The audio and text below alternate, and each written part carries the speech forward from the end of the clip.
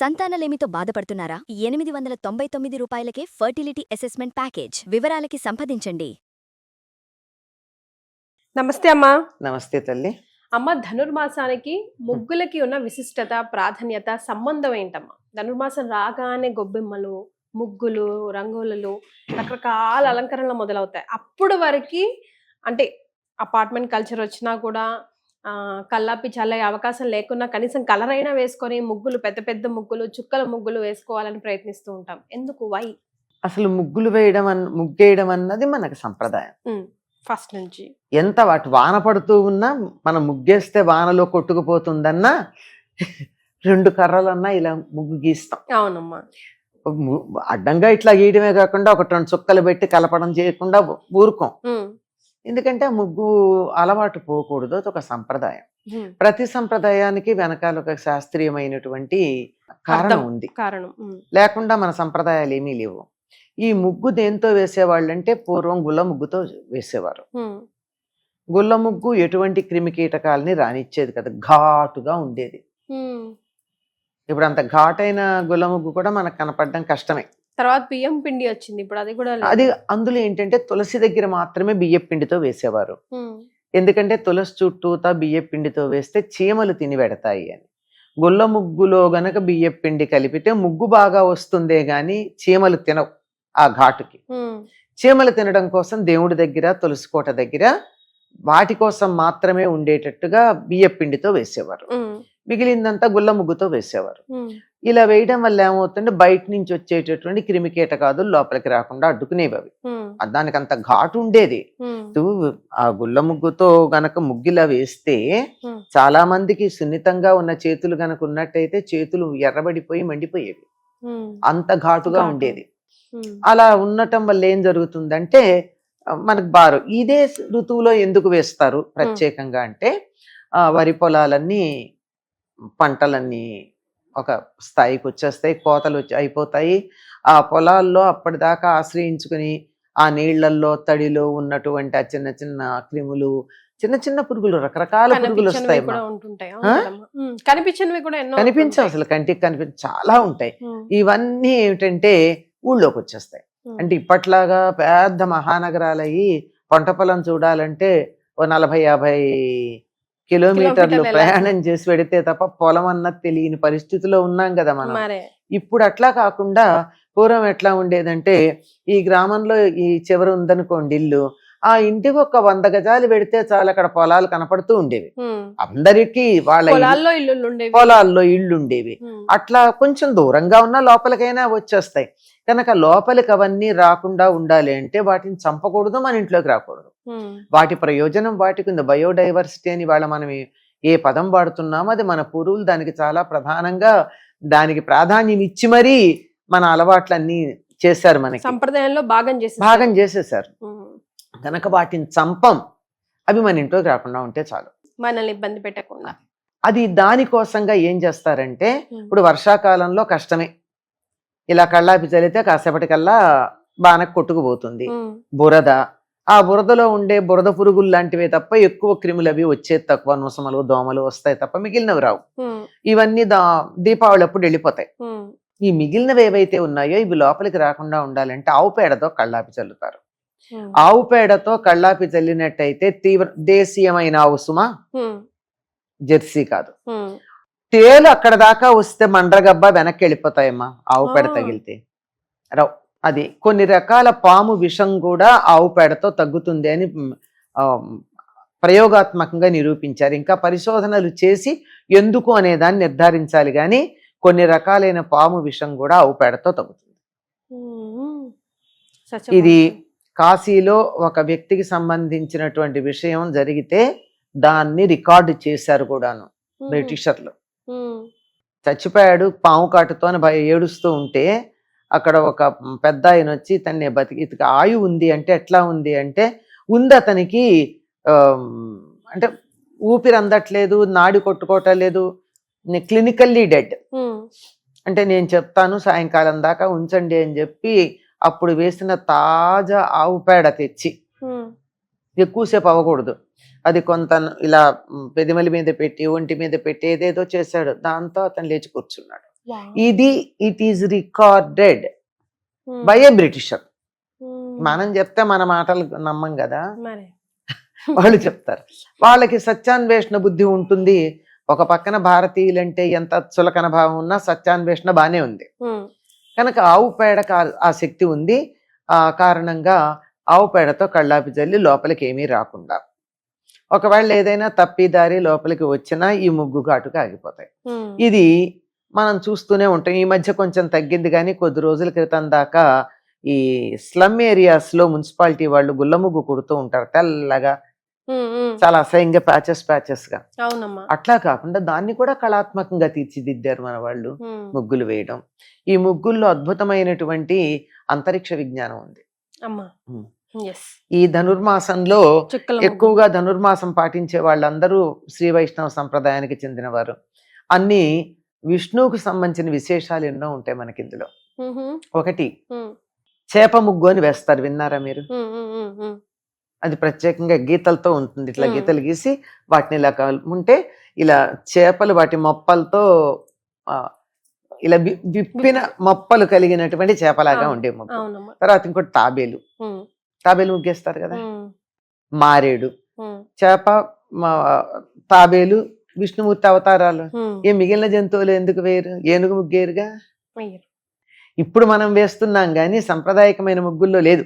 చుక్కలు అవి పెట్టి ఇలా గీతలు గీసి కలిపే వాటిల్లో లేదు. మనం డిజైన్ లాగా వెయ్యాలేమో గాని ఇలా గీతలు గీసి వేసేటువంటి వాటిల్లో లేదు. అలాగే పాలవెల్లి, మల్లెపందిరి ఇవన్నీ కూడా మనకి విష్ణుమూర్తి యొక్క అవతారాల గురించి తెలియచెప్తాయి. ఒక ముగ్గు పేరు పద్మం, ఒక ముగ్గు పేరు నాగబంధం, మారేడు దళం పేరు విన్నారా? మారేడు దళం ముగ్గు పేరు మారేడు దళం, దాని పేరు. ఈ ముగ్గులు ఎంత అద్భుతంగా ఉంటాయంటే ఆ ముగ్గు కార్తీక మాసం అంతా మేము ఎందుకో మారేడు దళం వేయడానికి ఇష్టపడుతూ ఉంటాం. మారేడు దళం షేప్ లో ఉంటుంది. అలా ఉండదు, ఇట్లా పెట్టేసి గీతలు గీసి ఇట్లా కలుపుతారన్నమాట. ఇట్లా ఇప్పుడైతే పెద్దగా వెయ్యట్లేదు, కానీ అయినా సిమెంట్ మీద చాక్ పీసులతో వేయడమే గాని ఇలా వేయడం ఉండదు కదా. మా చిన్నప్పుడైతే మాది చాలా పెద్ద పెరడు, ఈ స్టూడియో కన్నా పెద్ద పెరడు ఉండేది. సాయంకాలం 4ంటికే మాకు పాలేరు నీళ్లు చల్లాలి. సాయంకాలం చల్లకపోతే మేమే చల్లేసి అంతా రెడీ పెట్టేసుకుని సాయంకాలం 6-6:30 లోపల భోజనం చేసి ముగ్గు వేయడం మొదలు పెడితే రాత్రి 11-12 అయ్యేది. పెరడంతా కలిపి ఈ ధనుర్మాసంలో అంటే మొత్తం అంతా కలపాలంటే కొన్ని ముగ్గులు ఉంటాయి కదా. ఇప్పుడు మల్లెపందిరి లాంటి ముగ్గులు ఉన్నాయి. మల్లెపందిరి ముగ్గు దేనికది మల్లెపందిరి ఒకటి వేసి ఊరుకోవచ్చు, కానీ దాన్ని కలపడానికి ఒక పద్ధతి ఉంది. ఎన్ని పందిళ్ళలో ఇలా ఒకదాని తర్వాత ఒకటి, ఒకదాని తర్వాత ఒకదాని తర్వాత ఒకటి కలుస్తాయి. ఇట్లా కలుపుకుంటూ వెళ్ళిపోవడం అన్నది ముందర ఒకసారి చూసుకుని, అంటే మొదట్లో అట్లా చూసుకుని వేసేవాళ్ళం. తర్వాత అలవాటు అయిపోయింది. ఎంత పర్ఫెక్ట్ గా అంటే జామెట్రికల్ దాంతో అన్ని పెట్టుకుని వేసినట్టు ఉండేది. మొత్తం అంతా కలుపుకుంటూ 11-12 అయిన రోజులు కూడా ఉన్నాయి. జలుబు చేస్తుంది అని అంటుంటే చిన్న పిల్లలం కదా, చలి జలుబు అట్లాంటివి మనకి పెద్దగా పట్టవు ఆ రోజుల్లో. కాదమ్మా, అది ఏం చెప్తా, పిల్లలకి పీటకోళ్ళకి చలి ఉండదని ఒక సామెత ఉంది. అంచేత తర్వాత అక్కడి నుంచి వచ్చేసిన తర్వాత ఇక్కడ ఎంతవరకు ఉంటే అంతవరకే. మనం చాక్ పీసులతో వాటిలతో వేస్తున్నాం కానీ దీంతో వేసేది లేదు కదా. దీంతో వేస్తే మన ఇళ్లలోకి చెప్పులతో గుమ్మంలోకి లోపలికి ముగ్గు వస్తుంది. ఇలాంటి వాటిల్లో ఇవి ఒకటి ఉండడంతో పాటుగా మనకు అంతరిక్ష విజ్ఞానం కూడా ఉంది ఇందులో. ఇప్పుడు పురాణ విజ్ఞానం ఉందని చెప్పాను కదా ముగ్గుల్లో, అలాగే అంతరిక్ష విజ్ఞానం ఉంది. స్వర్గద్వారాలు ముందు రోజేమో స్వర్గద్వారాలు మూసుకుపోయినట్టుగా ముగ్గు వేస్తాం. వైకుంఠ ఏకాదశి నాడు స్వర్గద్వారాలు తెరుచుకున్నట్టుగా ముగ్గు వేస్తాం. ఆ ముగ్గులోనే ఉంటుంది అది. ఇలా గడులుగా వచ్చి ఈ కలిపి ఉంటాయి అన్నమాట. ముందు రోజు వేసేది వైకుంఠ ఏకాదశి నాడు విడదీస్తుంటాయి. అంటే తలుపులు తెరుచుకుంటాయి, ఒక ద్వారంలోంచి ఒక ద్వారంలోకి, ఒక ద్వారంలోంచి ఒక ద్వారంలోకి రావడం. ఇది మనకి మన పండగ వ్యవహారం తెలిసింది కదా. అలాగే సంక్రాంతి నాడు రథం ముగ్గేస్తాం, కనుమ నాడు. సంక్రాంతి నాడు వేసేటటువంటి ముగ్గు ఇంట్లోకి వస్తున్నట్టుగా రథం యొక్క పైభాగం ఇంట్లోకి వస్తున్నట్టు ఉంటుంది. కనుమ నాడు రథంది బయటికి బయటికి. వెళ్తున్నట్టు ఉంటుంది. అంటే సూర్యరథం యొక్క గతి మారింది ఆ రోజు. దక్షిణాయనం వెళ్ళి ఉత్తరాయణం వస్తోంది. అంటే ముగ్గుల్లోనే ఉత్తరాయణాన్ని దక్షిణాయనాన్ని చూపిస్తున్నాం కదా. ఇవాళ ఈ ముగ్గు వేయాలి అని పిల్లలకి చెప్తే ఎందుకు అన్న తర్వాత తెలుసుకున్నా, ముందు మాత్రం వాళ్ళ ఇంట్లోకి రథం వస్తున్నట్టు వేయాలి, వాళ్ళ బయటికి రథం వెళ్తున్నట్టు వేయాలి అని వేస్తే సూర్యరథం యొక్క గతి మారింది అన్న సంగతి తెలుస్తోంది. ఇంక మనుషుల యొక్క ఆశలు కూడా కనపడతాయి. ఉయ్యాల తొట్లు వేస్తారు. ఇంట్లో కోడలో కూతురు పెళ్ళైతే ఉయ్యాల తొట్లు వేసుకుంటూ ఉంటారు. అండ్ ఇంట్లో ఎప్పుడు ఉయ్యాలేస్తామో అని చెప్పి ఇట్లా ముగ్గుల్లో మనోభావాలు ప్రకటించడం ఉంది, ముగ్గుల్లో ఆశలు ప్రకటించడం ఉంది, ఆశయాలని చెప్పడం ఉంది, ఖగోళ విజ్ఞానం ఉంది, పురాణ విజ్ఞానం ఉంది. అన్నింటినీ మించిందాక మీరన్నారే స్త్రీల యొక్క నైపుణ్యం తెలుస్తుంది. ఎంత సన్నగా గీత గీయగలరు అన్నది. ముగ్గిలా పోసినట్టు కాకుండా ఇలా ఈ వేళ్ల మధ్య పట్టుకుని ఇట్లా వేస్తే సన్నగా దారంలాగా రావాలి గీత. పెట్టే చుక్కలు ఒకదాని పక్కన ఒకటి చుక్కలు పెడుతూ ఉంటే కొలతలు ఏం పెట్టుకోరు, ఏవి లెక్కలు పెట్టుకుని మెజర్మెంట్స్ టేపులు ఏముండవు, కానీ ఎక్కడా వంకర రాదు. ఆ ముగ్గులు చుక్కలు పెట్టే దాంట్లో కూడా ఎంత పర్ఫెక్ట్ గా వస్తుందంటే అలా కొలిచి పెట్టినట్టే ఉంటుంది. అంటే వాళ్ళు చెయ్యి ఎత్తి ఇలా చెయ్యి పెట్టి ఇలా పెట్టేటప్పుడు ఆ మెజర్మెంట్ వాళ్ళకి చేతికి తెలిసిపోతుంది. అంచేత నైపుణ్యం, ఈ ఎంత నీట్గా సన్నగా గీత గీయడం, ఆ మెలిక తిప్పడం, ఆ తిప్పితే చేతిలో ఉన్న ముగ్గు అయిపోయాక మళ్ళీ ముగ్గు తీసుకుని కలిపితే కలిపింది కనపడకూడదు. అవునమ్మా, కొందరు అసలు భలేగా వేస్తారు. అసలు ఇలా తీగ ఎక్కడ ఆపాము అన్నది కనపడకూడదు. మనకి ఇప్పుడు రేఖా చిత్రాల్లో వాళ్ళకి ఫస్ట్ టెస్ట్ ఎక్కడ ఉంటుందంటే పెన్ను ఎత్తారా అన్నది లెక్క. పెన్ను ఎత్తి మళ్ళీ కలిపి రాశారంటే సెకండ్ మార్కులు పోయినాయి. ఇక్కడ పెన్ను పేపర్ మీద పెట్టారంటే అయ్యేదాకా పెన్ను ఎక్కడ ఆగకుండా ఇలా పెడితేనే ఫుల్ మార్క్స్ పడతాయి. అలాగే ఎంబ్రాయిడరీ చేసేటప్పుడు దారం అయిపోయాక మళ్ళీ దారం పెడతాం కదా, ఆ దారం ఎక్కడైపోయిందో ఈ దారం ఎక్కడికి వచ్చిందో కనపడకుండా చెయ్యాలి. అట్లాగే ముగ్గు వేసేటప్పుడు నువ్వు ఇంతకు ముందు తీసుకున్న ముగ్గు ఒక చోట అయిపోయాక దాన్ని కంటిన్యూ చేయడానికి మళ్ళీ తీసుకున్నప్పుడు ఎక్కడి నుంచి కొనసాగిస్తున్నావో తెలియకుండా ఉండాలి.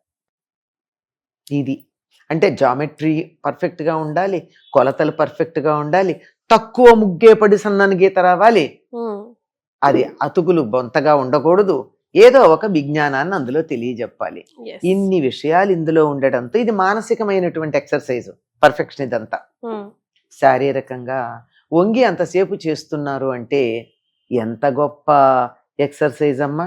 అట్లాంటి వాళ్ళకి పొట్ట ఉండమంటే ఉంటుందా? జిమ్ములకు వెళ్ళాలా వాళ్ళు?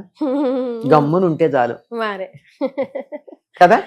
అవునమ్మా, అసలు భలే ఎక్సర్సైజ్. అది దాంతో ఈ మోకాళ్ళు బలిష్టంగా తయారవుతాయి. అలా ఉంగి వేస్తారు కదా, పాదాలు బాగా తయారవుతాయి, పొత్తి కడుపు లోపలికి వెళ్ళిపోతుంది, నడుము మంచి ఎక్సర్సైజ్ అయింది కనుక నడుముకి ఎక్సర్సైజ్ ఉంటుంది. తర్వాత ఇలా చూస్తూ వేస్తారు. కంటికి ఎంత గొప్ప ఎక్సర్సైజ్. అన్ని విధాలుగా అనమాట. ముగ్గు వెనకాల అంత రహస్యం. కొంతమంది పసుపు కుంకుమ వేస్తారమ్మా. వాకిట్లో ముగ్గుకి పసుపు కుంకుమ వేయొచ్చునా? తొక్కకుండా ఉంటే వెయ్యాలమ్మా. పసుపుని కుంకాన్ని తొక్కచ్చా? అదే కదా, తొక్కకూడదు. దాన్ని బట్టి చెప్పండి. చాలా సంతోషం అమ్మా, ధన్యవాదాలు.